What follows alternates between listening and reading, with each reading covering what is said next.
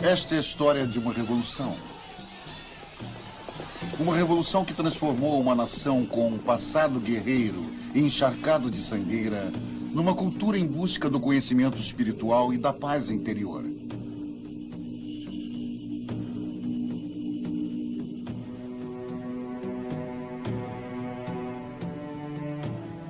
É a história de um antigo príncipe que se transformou em Deus, inspirando uma linhagem de reis divinos que ainda governam e guiam através de ensinamentos de amor e compaixão. Escondida por centenas de anos aqui no topo do mundo, esta civilização floresceu rica em suas tradições raras e na cultura exótica. Somente nesse século, o véu do segredo e do mistério foi levantado. E é a história de um pequeno menino camponês que se transformou no último rei divino na Terra das Neves. Ele nasceu para governar o reino afastado. Mas, ao invés disso, ele testemunharia a destruição de uma das mais antigas culturas do mundo. Este é o Tibete e o final dos tempos. Nossa última civilização perdida.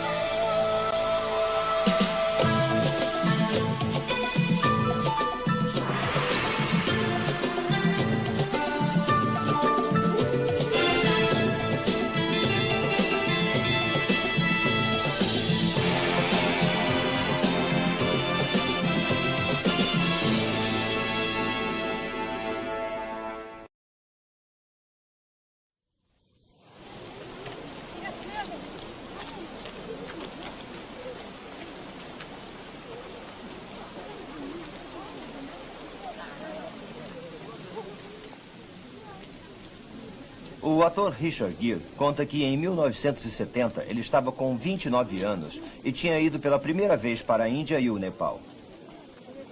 Quando estava no Nepal, conheceu alguns refugiados tibetanos. E esta foi a primeira vez em que ele se preocupou com o que havia acontecido aos tibetanos. Eles eram criaturas conhecedoras do outro mundo. Pareciam ser capazes de ver através das pessoas e de toda a estrutura real. O tecido tinha um corte diferente e Gere achou que nunca poderia se comunicar com eles. Estava claro que ali tinha havido uma tragédia. Quando ele partiu, começou a ler mais sobre a situação tibetana e imaginou o horror que tinha acontecido. A quase total destruição da noite para o dia de um povo do qual o resto do mundo não sabia de nada.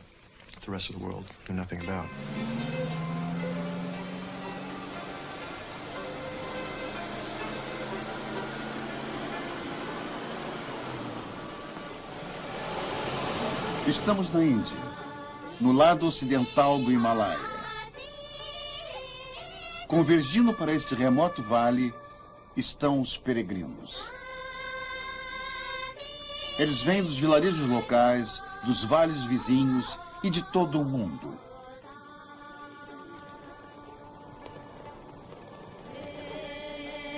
Eles cruzaram desfiladeiros em montanhas com mais de 5.000 metros de altura, as mais altas do mundo.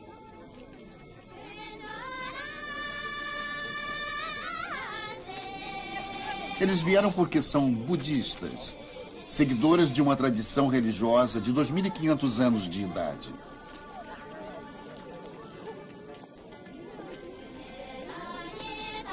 É uma árdua jornada, mas cada um deles está determinado a comparecer a uma das cerimônias mais sagradas do budismo. É a Kala Chakra, que significa a roda do tempo.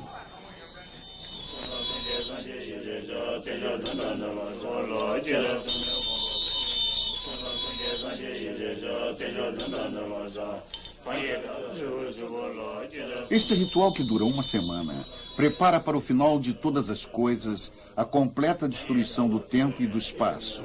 Os budistas acreditam que o mundo esteja entrando numa era apocalíptica.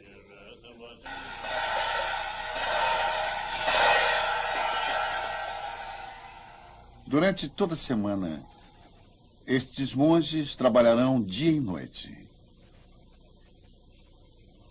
Eles são cirurgiões do coração, mas seu conhecimento do coração humano é baseado não na ciência médica, mas no amor e na compaixão. Eles trabalham não para salvar um único paciente, mas para curar o coração de um mundo em crise.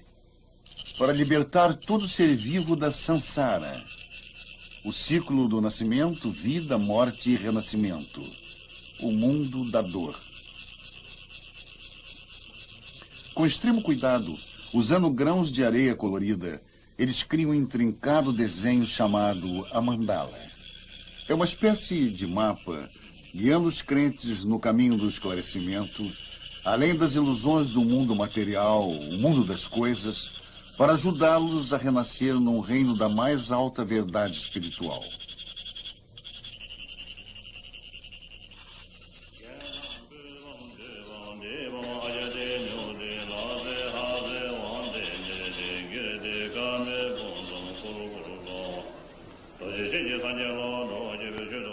Orientando a Kalachakra está o homem cujos discípulos acreditam ser a encarnação do próprio Buda, o Dalai Lama, o rei divino do Tibete. Hoje, assim como outros 150 mil tibetanos, o Dalai Lama é um refugiado político, um exílio na vizinha Índia por quase 40 anos. O atual Dalai Lama, um título que significa Oceano de Sabedoria, é o líder supremo tanto religioso como político de 6 milhões de tibetanos. Seus seguidores acreditam que nos últimos 600 anos ele tenha morrido 13 vezes e em cada ocasião sua alma voltou em um novo corpo ou encarnação.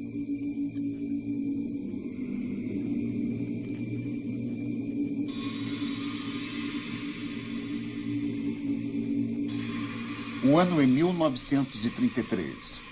O 13º Dalai Lama está morto. Um grupo dos mais respeitados monges do Tibete começará a busca pelo seu sucessor, uma criança nascida com a alma do Dalai Lama morto. Eles oram por seu rápido retorno a este mundo. Seus grupos de buscas se espalham pelo mundo.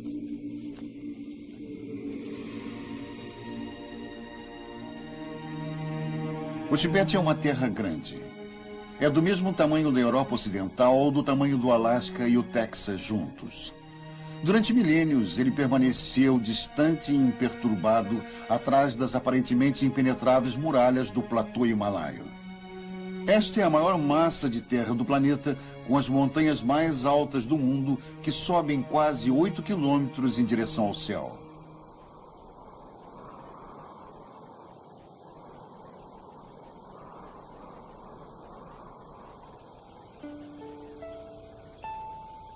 Sempre um local de mistério.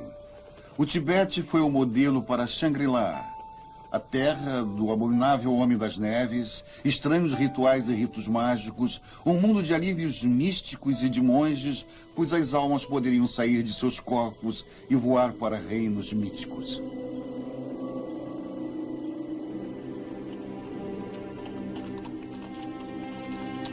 Em 1937.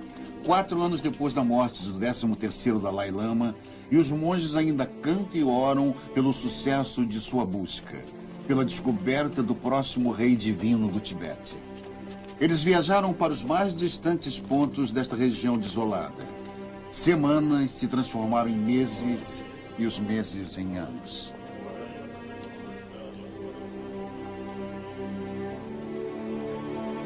Os tibetanos acreditam que cada ser vivente possui uma alma e que esta essência passa como uma chama de um corpo para o outro no ciclo contínuo do nascimento, morte e renascimento. As ações da alma em uma vida determinam o corpo que ela entrará depois. Uma pessoa má poderá renascer como um animal inferior, enquanto que uma alma boa poderá retornar na realeza.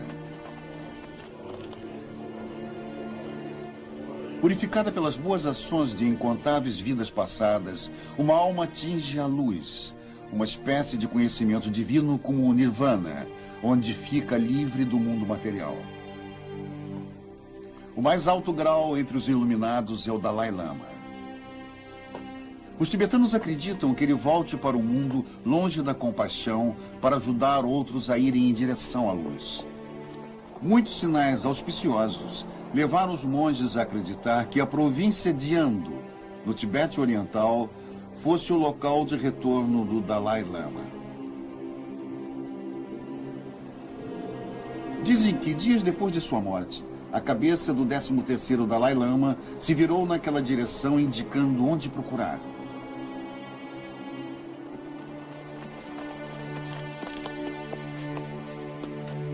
A imagem de um mosteiro, com um distinto telhado turquesa, aparece refletida nas águas de um lago sagrado. Os grupos de busca sabem que ele está perto.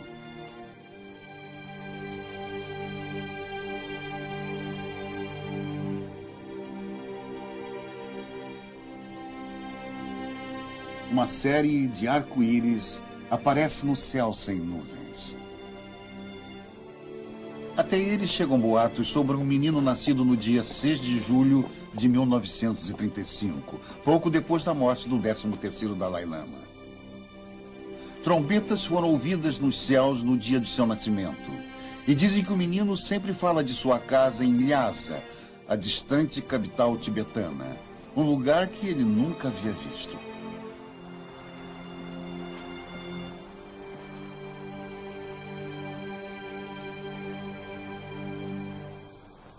Seu nome é Lyamo Doldupi.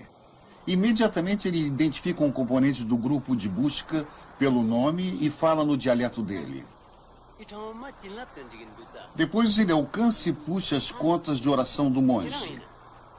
As contas que uma vez pertenceram ao 13º Dalai Lama.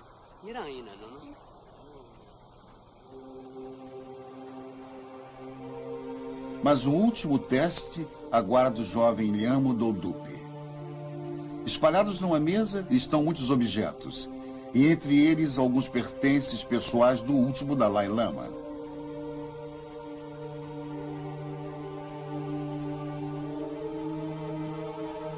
O menino seleciona apenas estes, e mais nenhum para os monges. Era como se o Dalai Lama tivesse simplesmente reclamado que lhe pertencia. Lyamo Doldupi é rebatizado como Tenzin Gyatso e preparado para ser o 14º Dalai Lama.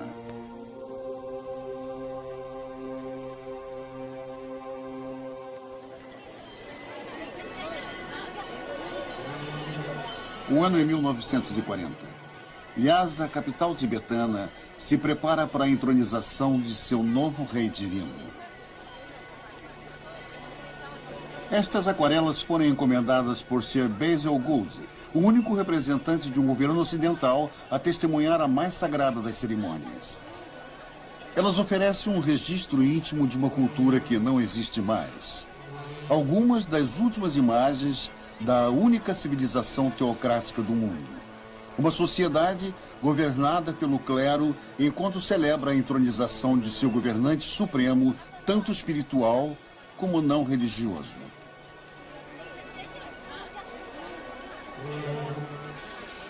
Filho de um condutor de mulas de uma das províncias mais orientais do Tibete, o jovem Lyamo Doldupi percorreu um longo caminho, desde a cabana de 2 quartos que dividia com seus pais e 4 irmãos e irmãs, até este magnífico templo. 7 andares com mais de 1000 cômodos cheios de tesouros. Este é o Potala, o grande palácio de inverno de Lhasa. Mas esta não é nenhuma história comum de esfarrapados que ficaram ricos, nem teriam um final de contos de fadas. Percorrendo os grandes corredores e as salas para oração de Potala, em frente das estátuas de santos tibetanos e mestres budistas, embaixo de santuários contendo os restos mortais de suas 3 encarnações anteriores, o jovem Dalai Lama carrega sobre seus estreitos ombros o peso de uma antiga tradição.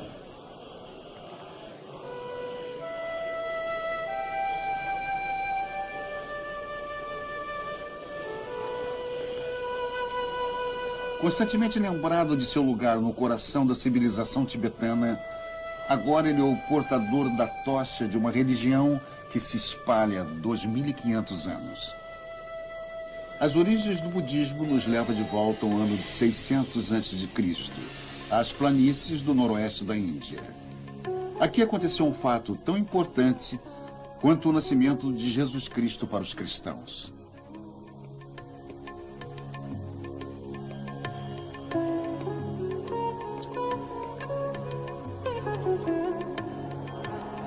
Há 2.500 anos atrás, um príncipe indiano se sentou embaixo de uma árvore sagrada. Ele tinha passado muito tempo de sua vida em busca da verdade e agora prometera não se levantar outra vez até que tivesse resolvido o mistério da existência. Imerso em profunda meditação, ele queria dominar todas as forças ocultas da ilusão. Quando Vênus apareceu no céu matinal, ele foi recompensado por sua longa paciência. Tocando o solo, ele convocou a Terra para testemunhar o momento sagrado de seu esclarecimento. Seu nome era Buda.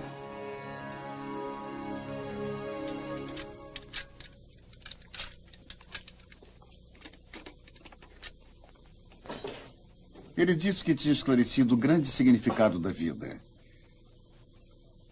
Ele ensinou que todos os seres eram chamados na Sansara, o ciclo da vida, morte e renascimento.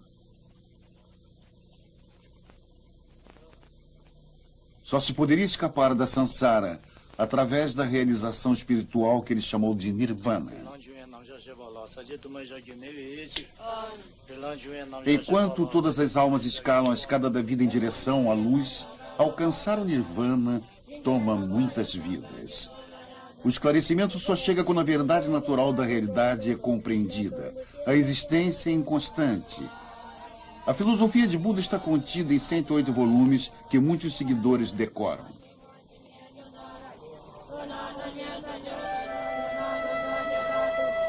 Levaria 1.500 anos para o budismo migrar das planícies quentes e poeirentas da Índia para as montanhas do Himalaia, onde finalmente fixaria raízes aqui, no teto do mundo.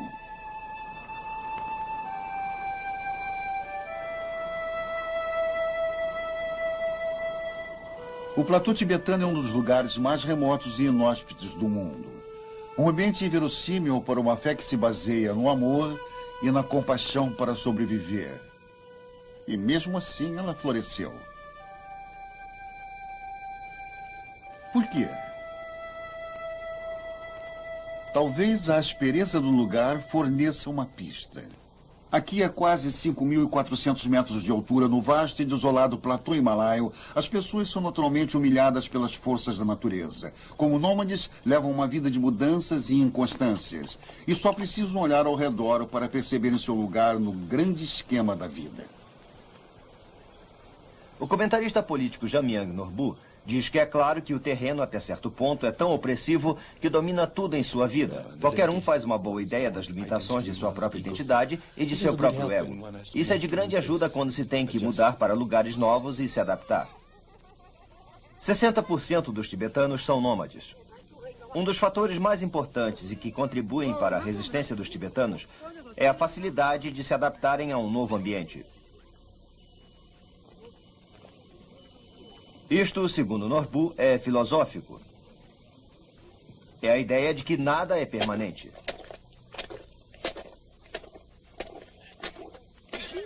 Isso é ensinado o tempo todo. É martelado dentro de você, desde crianças. Tudo na sua cultura, no seu folclore, nas suas canções e até mesmo nas suas expressões diárias. Nada é para sempre. Mikarpa. O tudo vem e vai. O sofrimento não é permanente. A felicidade não é permanente. Norbu fala de um tibetano dos Planaltos do Norte. Um nômade de Shangtung que vai para Nova York. É claro que ele está impressionado com a tecnologia e o Empire State. Mas ele não está tão impressionado. Ele sabe que aquilo tudo também não é permanente, que um dia terá fim. Então isso não o traumatiza e não o impressiona a ponto de fazer com que ele pense que é nada, que é pequeno.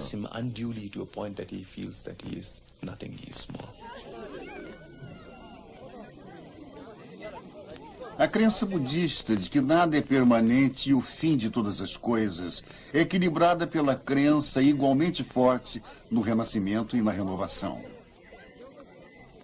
O importante visitante chegou a este acampamento de nômades, um alto lama reencarnado ou rinpoche, como eles são conhecidos. É um período de excitação e grande honra. Durante todo o dia, os nômades visitam a barraca do lama, usando katas, os cachecóis brancos do respeito.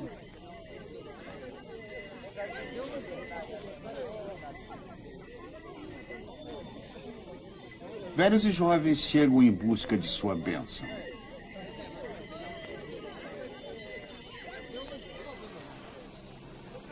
Que o Rinpoche é somente uma criança pequena não é importante para estes nômades. Este menino é herdeiro de muitas vidas de força espiritual e sabedoria.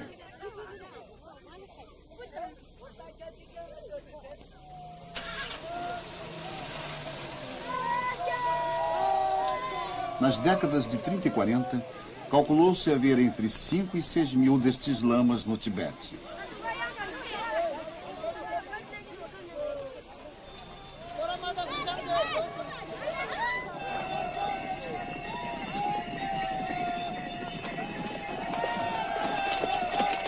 Aqui nesta paisagem flexível, mais excitante, as noções budistas de origem e eternidade, a perda do ego, reencarnação e inconstância não são mais conceitos abstratos, são realidades do dia a dia.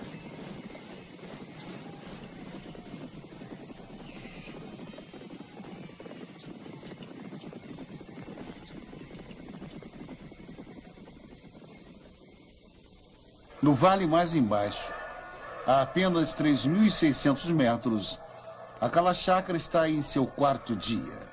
O sol himalaio é intenso.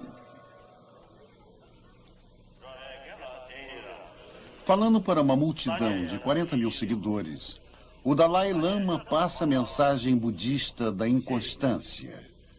Uma lição que tem dado ao povo tibetano a força e a determinação para lutar com a tragédia e a mudança. Esta lição tem lhes dado a habilidade para permanecer esperançosos, mesmo quando parece terem perdido tudo. Esta corajosa aparência externa esconde a profundidade do desespero do Tibete.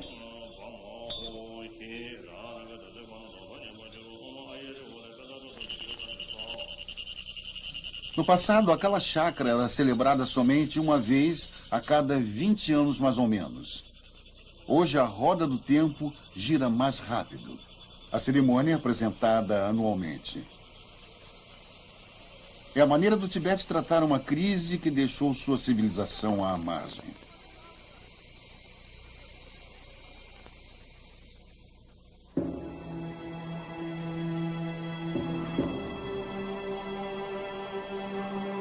No século VII, quando a mensagem de Buda, de amor e compaixão, chegou ao Tibete, o povo daqui era tão selvagem e hostil como a própria paisagem.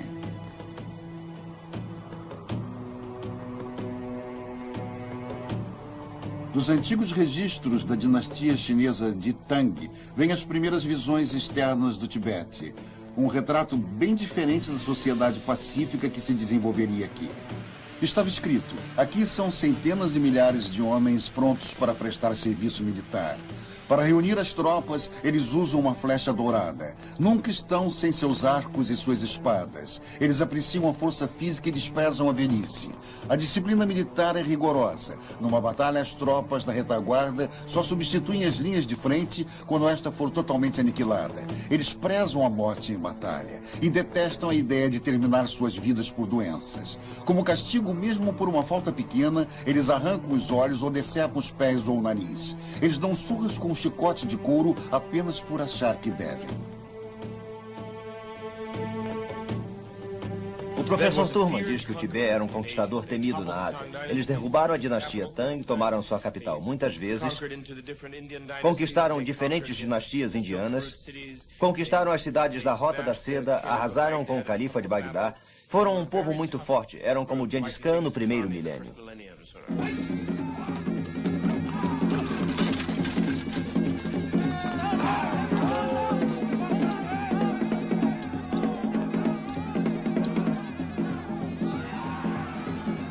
Com a China e a Burma ao leste, a Índia ao sul, a Rússia ao norte e o Império Árabe ao oeste, a expansão militar do Tibete foi, afinal de contas, formidável.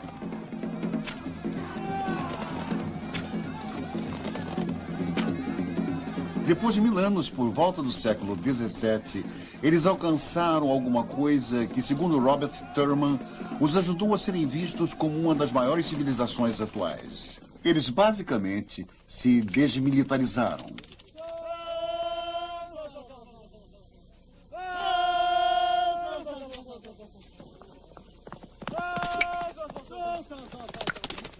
Resquícios de seu passado guerreiro ainda podem ser encontrados nos esportes nacionais do Tibete, como o polo e o arco e flecha. Mas este não foi o caminho que a civilização escolheu tomar. O Tibete é único no planeta. Nenhum outro país mudou da mesma maneira que o Tibete. Todos os outros foram na direção oposta. O critério na civilização tibetana é a nação que não usa violência, que resolve disputas e dilemas sempre razoavelmente em conversação com seus vizinhos.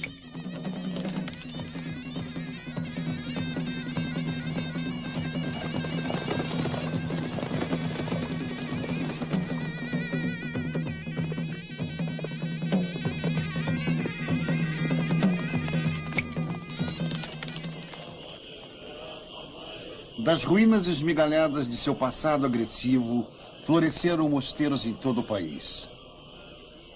Onde um dia houve exércitos e soldados, hoje existem legiões de monges.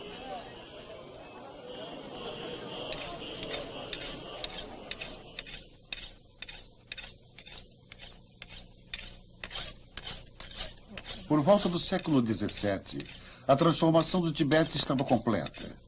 Site em lugar da espada e o templo em lugar da fortaleza. De um começo pouco comum, uma sociedade pacífica e autossuficiente emergiu, dedicada exclusivamente à busca da não-violência e da sabedoria e do desenvolvimento espiritual. Eles são um povo muito gentil que não quer nada mais além de desenvolver sua sábia civilização cada vez mais. Não há fome no Tibete. As pessoas usam o que precisam para sobreviver. Se nesta vida elas foram aristocratas, na próxima serão apenas camponeses, porque isso não é nada demais. Richard Gere diz que foram tempos duros, sem dúvida, mas todas as civilizações já enfrentaram. Foram desigualdades, sem dúvida, mas todas as civilizações já tiveram. Mas como orientação, foi uma experiência extraordinária que todos participaram.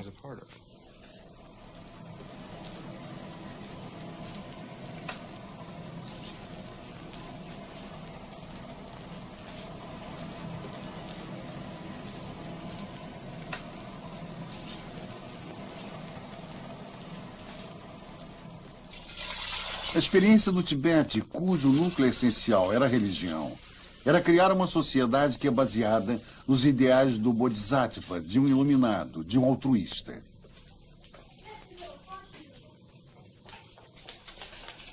Uma sociedade verdadeiramente altruísta, cujas instituições são formuladas a partir dos ideais de um iluminado, onde estas instituições existem para favorecer mais o seu povo. Na nossa sociedade, fazemos ao contrário. Criamos instituições e tentamos adaptar o povo a elas, ao invés de partir de um ideal maravilhoso e então ter instituições e estruturas para criar mais delas, ou fomentá-las, ou apoiá-las. Richard Gere acha extraordinária esta experiência da cultura e da civilização tibetanas, baseada no altruísmo total, um fazendo pelo outro. I do it for the other.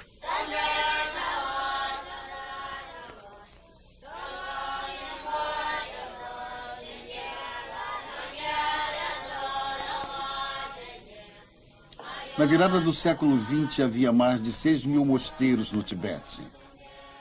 Um quarto da população entrava para ordens religiosas, para uma vida celibatária e devoção espiritual. Era uma fonte de grande orgulho para cada família ter pelo menos um filho entrando para o sacerdócio, geralmente antes do seu 5º aniversário. Este era o mundo no qual o 14º Dalai Lama nasceu. Ele conta que era tratado como um garoto preguiçoso. Eles sempre tinham que vencer. Mas quando ele competia, ele sempre vencia. Algumas vezes ele se sentia tão infeliz que às vezes chorava. Mas eles não se importavam com quem ele era.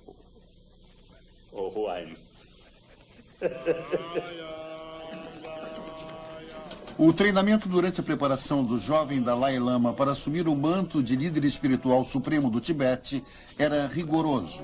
Incluía lógica, arte tibetana, medicina, poesia e filosofia. Ele tinha que decorar milhares de linhas das escrituras budistas e meditar durante 4 horas todos os dias. 75% da receita do Tibete era gasto em educação para o sacerdócio e na manutenção de suas instituições religiosas. Os mosteiros permaneciam no coração da cultura tibetana, tanto como templos de adoração, como instituições de educação superior. Eram a Harvard e a Yale do Tibete. Os grandes centros de aprendizado com enormes bibliotecas de conhecimento, tanto espiritual como acadêmico. Muitos milhares de textos tibetanos foram traduzidos. Novos tratados em medicina, astrologia e psicologia foram publicados, levando aos debates mais complexos sobre o tempo e o espaço. Apesar de todo o seu aprendizado superior, o Tibete não tinha imprensa mecanizada. Todas as impressões eram feitas com blocos de madeira.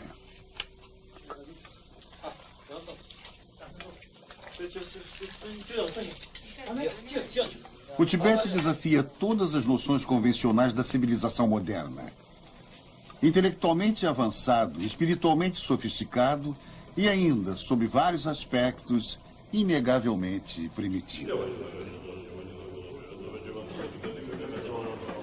No Tibete, até mesmo a roda, símbolo notório do progresso, era usado inicialmente para fins religiosos. Rodas de oração, pequenas e imensas, giram incessantemente, contendo centenas de milhares de invocações. Cada giro é um tipo de Ave Maria budista.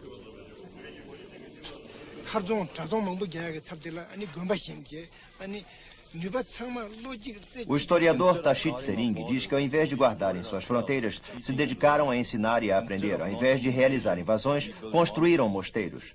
Canalizaram toda a energia de suas mentes para a contemplação da compaixão, a inconstância e a natureza da vida e da morte. E então o mesmo povo que estava pronto para lutar e morrer nas guerras, agora se entregava inteiramente a assuntos espirituais.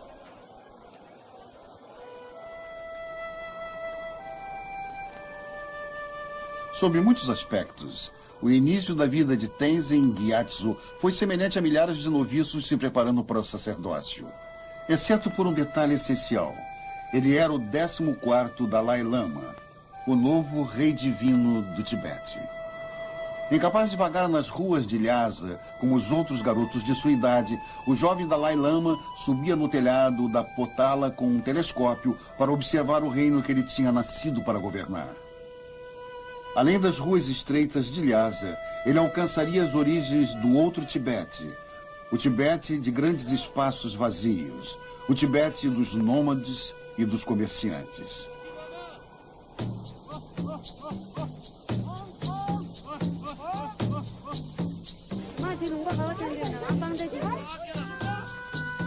Nos anos anteriores às viagens marítimas, todo o comércio com o Oriente era feito por terra.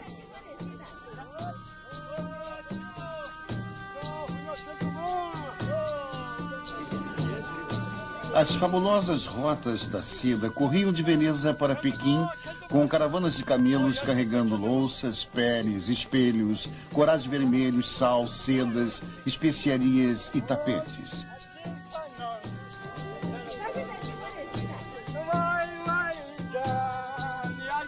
O Tibete estava no cruzamento das estradas da Ásia Central. E os tibetanos se tornaram perfeitos comerciantes, comprando e vendendo qualquer coisa de valor. Mas o produto mais importante que os tibetanos comercializavam era a religião e a força espiritual de seus sacerdotes.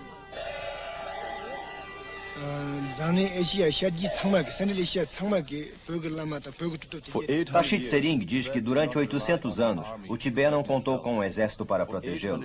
Durante 800 anos, o território, a religião e a cultura do Tibete foram defendidos por meios espirituais. Os lamas tibetanos e os altos sacerdotes se tornaram as figuras mais poderosas e respeitadas na Ásia Central.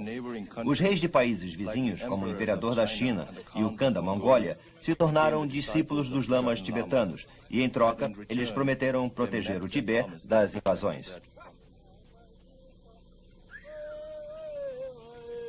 Durante séculos, os tibetanos tinham sido viajantes intrépidos, realizando jornadas que exigiam enorme coragem e grande resistência. Mas para os budistas, a jornada mais importante era aquela que eles fariam depois da morte. Estamos perto da fronteira da Índia e do Tibete. Monges budistas guiam os pranteadores para uma cremação. O cadáver é colocado em posição fetal.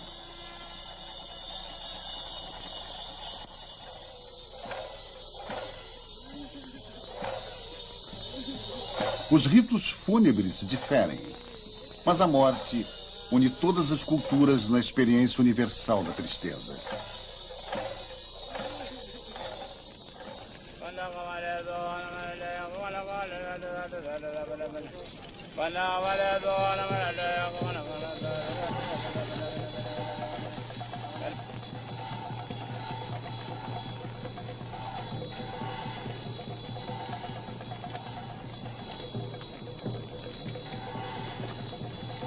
A cremação é apenas uma das maneiras em que os corpos mortos são dispostos.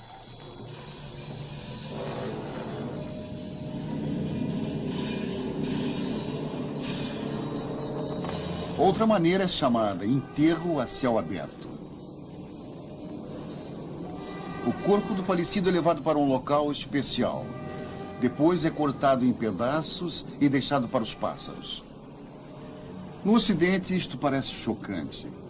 Para os budistas tibetanos, é um último ato de caridade deixar uma matéria agora sem valor ficar para o benefício de outros, neste caso, os abutres.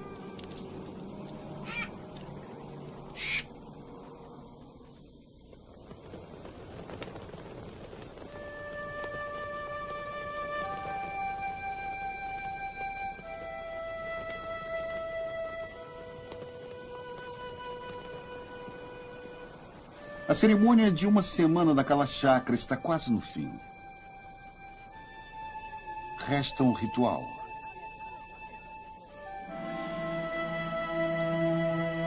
A grande mandala está terminada.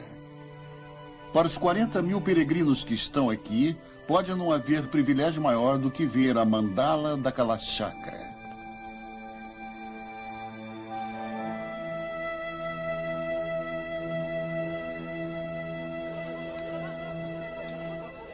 Eles esperam pacientemente na fila. Pode levar dias para que todos eles tenham a sua vez. Mas comparecer a este sagrado ensinamento para finalmente ver a mandala daquela chácara será a culminância de suas vidas religiosas. É como ganhar um lugar num barco salva-vidas espiritual deste mundo para o outro.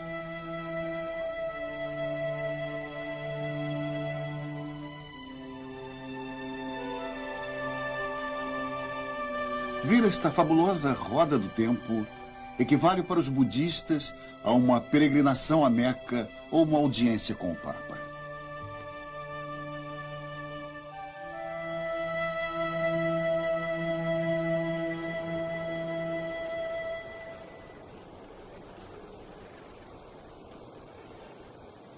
Todo budista passa a vida inteira se preparando para a morte. Esta é a sua maneira de acertar a inconstância de todas as coisas. E da mesma maneira, ao longo dos anos, o Tibete sempre previu a inevitável destruição de sua própria civilização. O genocídio aconteceria em Shangri-La.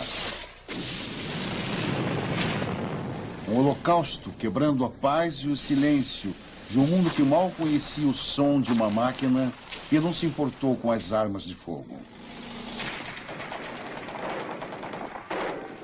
Um país que florescia imperturbável num canto esquecido da história foi sacudido para o presente, jogado no seu pior pesadelo. O ano é 1949. China, a nação mais populosa da Terra, seu sólido exército, endurecido pelas guerras e equipado com as mais modernas armas de guerra, invade seu indefeso vizinho. Citando brigas territoriais muito antigas, os chineses rapidamente conquistam o que eles chamam de a Casa do Tesouro do Oeste. Ao longo dos anos, os monges tibetanos foram bem-sucedidos em repelir a agressão chinesa, comercializando poder espiritual e bênçãos para a paz e proteção. Mas no fervor revolucionário do novo Estado comunista da China, a religião é considerada um veneno. E o Tibete, uma sociedade retrógrada e supersticiosa que precisava de reeducação. Em 1933, 16 anos antes da invasão chinesa, o 13º Dalai Lama tinha previsto a destruição de sua cultura única e complexa. Ele disse: se não tivermos coragem para defender o nosso território, nossos líderes espirituais podem ser exterminados sem deixar rastro. A propriedade e a autoridade de nossos lamas e monges reencarnados podem ser expulsas. Nosso sistema político desaparecerá sem deixar nenhum vestígio. A propriedade de nosso povo será confiscada e o povo será forçado a ser escravo. Todas as coisas vivas terão que suportar intermináveis dias de sofrimento e serão dominadas pelo medo. Este tempo virá.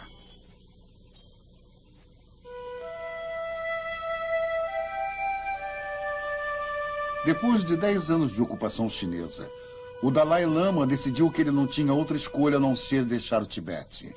Em 1959, sob a proteção da noite, o Dalai Lama, sua escolta e cortesãos fugiram da Cidade Santa para a Índia para nunca mais voltar. Ele tinha apenas 23 anos de idade, mas já tinha testemunhado as maiores mudanças que o Tibete havia experimentado em sua história longa e pacífica. 100 mil tibetanos se seguiriam pedindo asilo na Índia, mas deixando 1 milhão que morreria com as atrocidades e a escassez que viriam.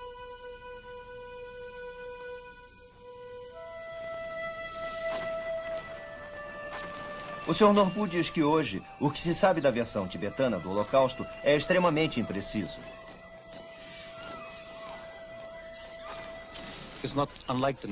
Não é igual aos nazistas. A informação que temos sobre o que aconteceu aos judeus nos campos de concentração tivemos principalmente depois da guerra, quando os arquivos do Reich puderam ser abertos e estudados, quando os soldados aliados visitaram os campos e quando os túmulos foram abertos. Mas nada disso aconteceu no Tibete.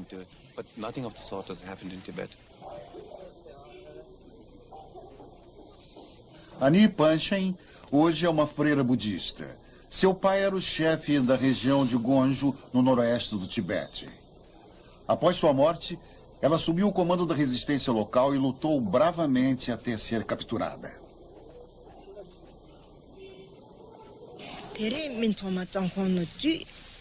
Ela diz que todas aquelas pessoas que arriscaram suas vidas para proteger o Tibete e sua religião foram mortas ou presas. Os mosteiros foram destruídos, as estátuas de ouro e prata levadas para a China. Os mosteiros ficaram reduzidos a cascas vazias. Ela mesma foi surrada com varas, mas ela não tinha nada para dizer. Os algozes diziam que os crimes tinham que ser confessados. Os tibetanos foram torturados e pendurados de cabeça para baixo no teto. As pernas de Annie ficaram acorrentadas por mais de 1 ano. Ela não tinha comida alguma no estômago e desmaiava de tempos em tempos.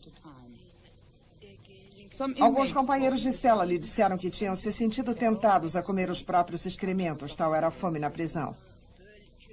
Agora, Annie está velha, mas quando foi presa ela tinha 25 anos.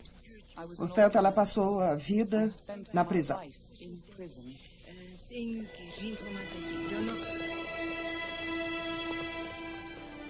Existe uma antiga crença de que a justiça prevalecerá.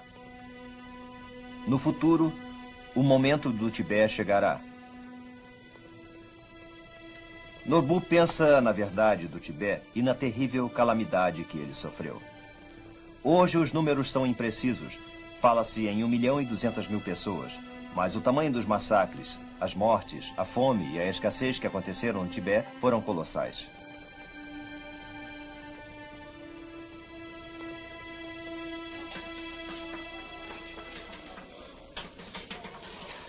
O Dalai Lama diz que quando se sente muito infeliz, muito desafortunado, é porque nasceu num período em que a nação tibetana passava por uma experiência muito destrutiva.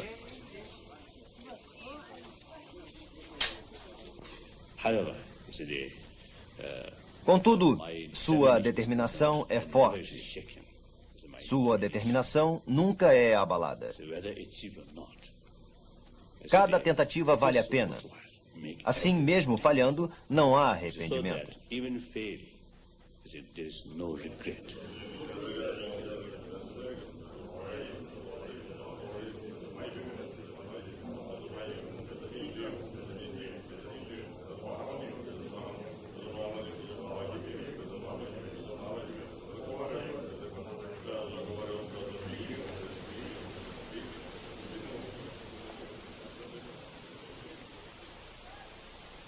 No futuro, o Tibete será um novo Tibete. Nunca será o velho Tibete. Isso não é possível, nem necessário.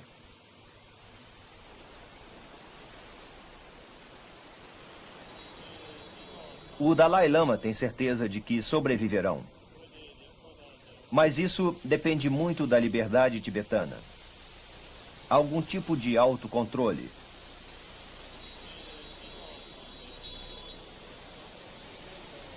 Se conseguirem negociar com a China, o Dalai Lama tem certeza de que sobreviverão. Sem este tipo de liberdade, sem este tipo de autocontrole, a civilização tibetana estará realmente encarando uma ameaça de extinção.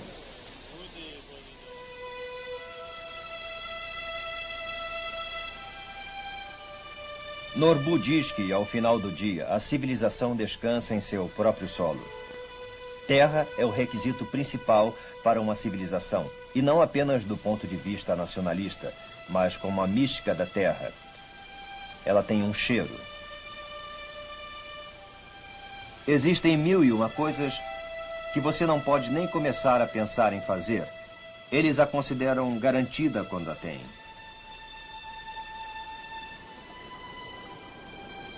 Os tibetanos precisam desta terra.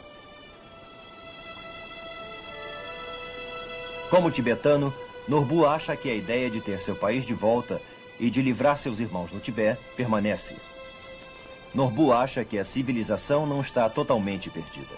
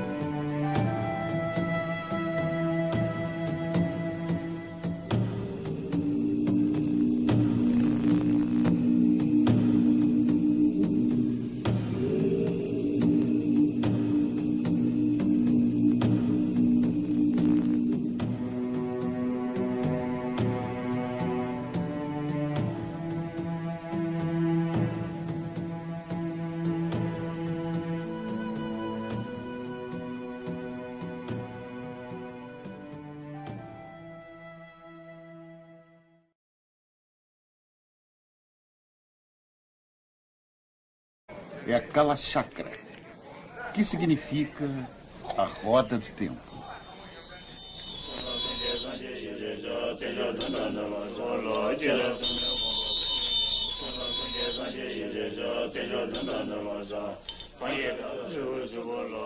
Este ritual, que dura uma semana, prepara para o final de todas as coisas a completa destruição do tempo e do espaço. Os budistas acreditam que o mundo esteja entrando numa era apocalíptica.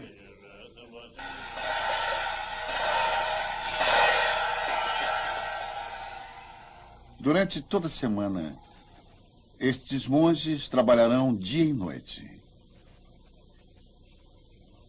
Eles são cirurgiões do coração, mas seu conhecimento do coração humano é baseado não na ciência médica, mas no amor e na compaixão. Eles trabalham não para salvar um único paciente, mas para curar o coração de um mundo em crise, para libertar todo ser vivo da samsara, o ciclo do nascimento. Somente nesse século, o véu do segredo e do mistério foi levantado. E é a história de um pequeno menino camponês que se transformou no último rei divino na Terra das Neves. Ele nasceu para governar o reino afastado.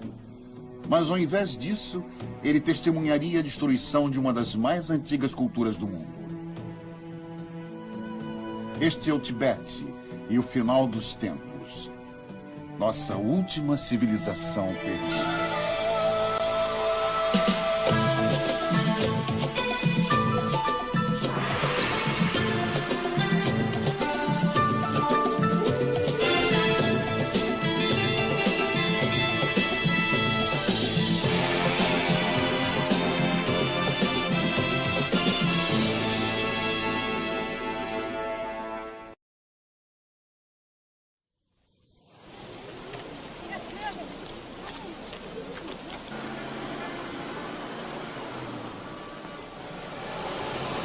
Estamos na Índia, no lado ocidental do Himalaia.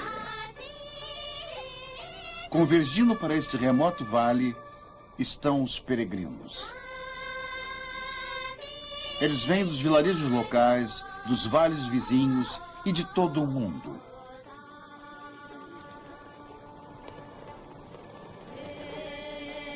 Eles cruzaram desfiladeiros em montanhas com mais de 5.000 metros de altura. As mais altas do mundo.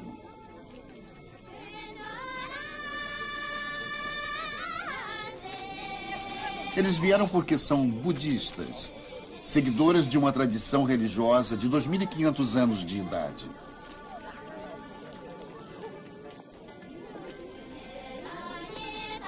É uma árdua jornada, mas cada um deles está determinado a comparecer a uma das cerimônias mais sagradas do budismo.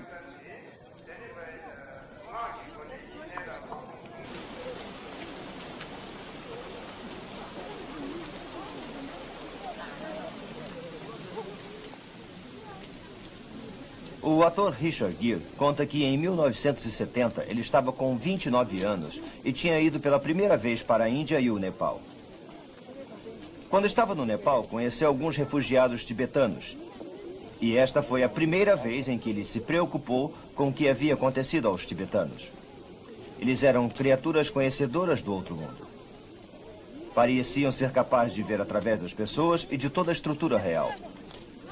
O tecido tinha um corte diferente, e Gere achou que nunca poderia se comunicar com eles. Estava claro que ali tinha havido uma tragédia. Quando ele partiu, começou a ler mais sobre a situação tibetana e imaginou o horror que tinha acontecido. A quase total destruição da noite para o dia de um povo do qual o resto do mundo não sabia de nada.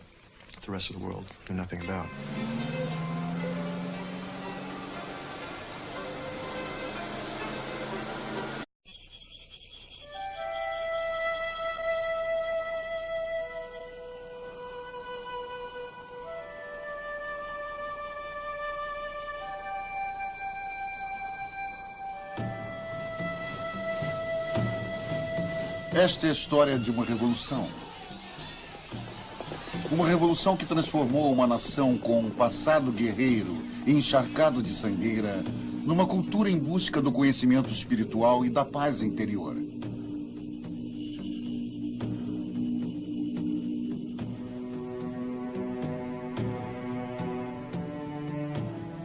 É a história de um antigo príncipe que se transformou em Deus, inspirando uma linhagem de reis divinos que ainda governam e guiam através de ensinamentos de amor e compaixão. Escondida por centenas de anos aqui no topo do mundo, esta civilização floresceu rica em suas tradições raras e na cultura exótica.